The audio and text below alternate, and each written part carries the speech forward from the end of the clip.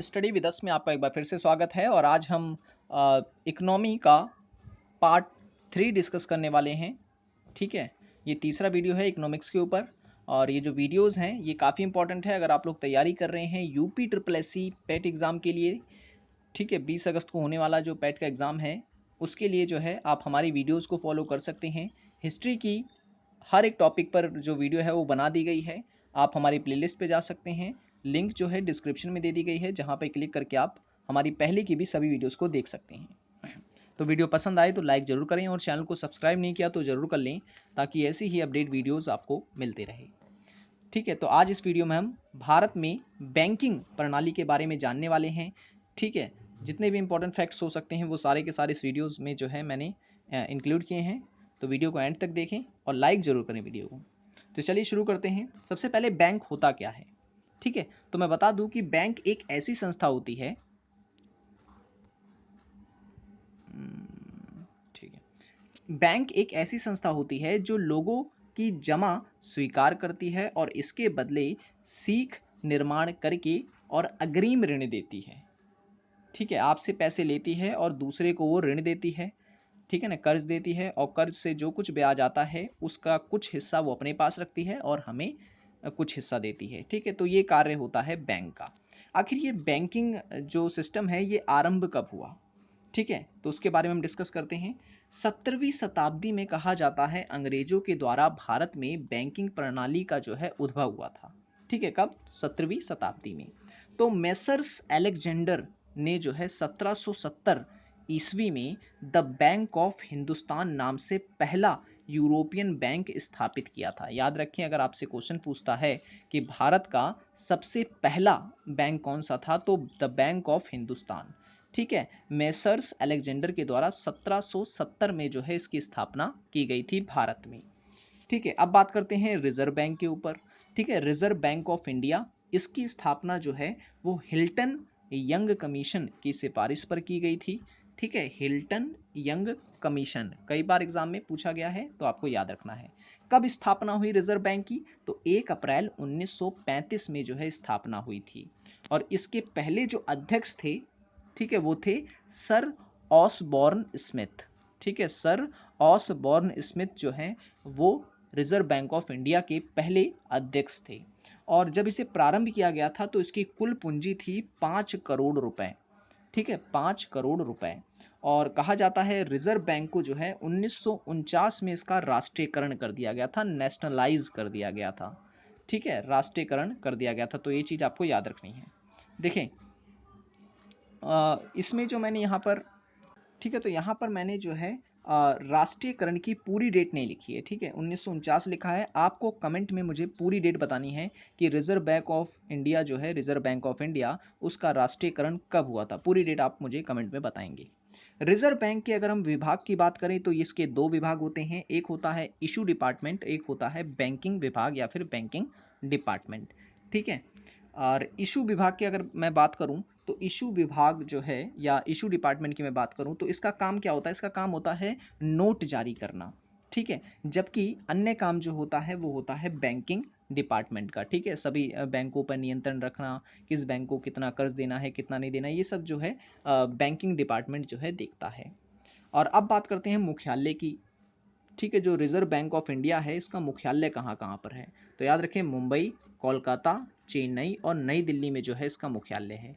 मुंबई, कोलकाता, चेन्नई और नई दिल्ली में। ठीक है, बात करते हैं स्टेट बैंक ऑफ इंडिया की। स्टेट बैंक ऑफ इंडिया की स्थापना जो है वो हुई थी 1 जुलाई 1955 में। ठीक है, 1 जुलाई 1955 में स्टेट बैंक ऑफ इंडिया की स्थापना हुई थी। इसका पहले जो नाम था वो था इंपीरियल बैंक। ठीक है, इंपीरियल बैंक कहा जाता था पहले स्टेट बैंक ऑफ इंडिया को। कुछ अन्य बैंकों की स्थापना आपको याद रखनी है, जैसे कि बैंक ऑफ इंडिया की स्थापना हुई थी 1906 में। ठीक है, बैंक ऑफ बड़ौदा की स्थापना हुई थी 1909 में। पंजाब नेशनल बैंक की स्थापना हुई थी 1894 में। ठीक है, और इलाहाबाद बैंक जो है इसकी स्थापना हुई थी 1865 में। ठीक है, अच्छा, कई बार एग्जाम में ये पूछा जाता है रेपो दर और रिवर्स रेपो दर क्या होती है। तो मैं बता दूं, रेपो दर का अर्थ होता है पुनः खरीदना या फिर आरबीआई द्वारा व्यापारिक बैंकों को ऐसी सुविधा दी जाती है, मतलब जो ऋण वगैरह दिया जाता है ना, जैसे मान लो आरबीआई है, आरबीआई को बैंकों का बैंक कहा जाता है, ठीक है। तो ये बैंक क्या करता है आरबीआई, इन जो छोटे बैंक होते हैं, कमर्शियल बैंक जो होते हैं, उन सभी बैंकों को ऋण देता है, कर्ज देता है, ठीक है। और कर्ज जब वो वापस लेता है, ठीक है ना, जो अच्छा जो कर्ज देता है ना, वो जिस दर पे देता है उस दर को हम कहते हैं रेपो दर, ठीक है, रेपो दर कहते हैं। और व्यापारिक बैंकों को आरबीआई की तरफ से जो पैसा मिलता है, यानी ऋण के तौर पर, मतलब कुछ ब्याज के तौर पर जो पैसा मिलता है, उसे हम कहते हैं रिवर्स रेपो दर, ठीक है। तो रेपो दर और रिवर्स रेपो दर ये आपको याद रखना है, ठीक है। रेपो दर क्या है, एक प्रकार का कह सकते हैं कि कुछ निश्चित ब्याज होता है, ठीक है। तो जब व्यापारिक बैंक उसे वापस करते हैं तो उसे हम कहते हैं रिवर्स रेपो।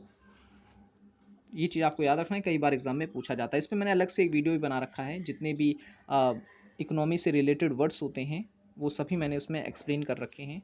बहुत पहले वीडियो डाली थी, बहुत नीचे होगी, तो आप वहाँ पे जाकर उस वीडियो को देख सकते हैं, ठीक है। बैंकों के राष्ट्रीयकरण की बात कर लें, यूपी ट्रिपल एस सी के एग्जाम में स्पेशली जो है कहा गया है सिलेबस में कि बैंकों का नेशनलाइजेशन जो है वो भी यहाँ मतलब सिलेबस में इंक्लूड किया गया है, तो हमें वो भी जो है विस्तार से पढ़ना है।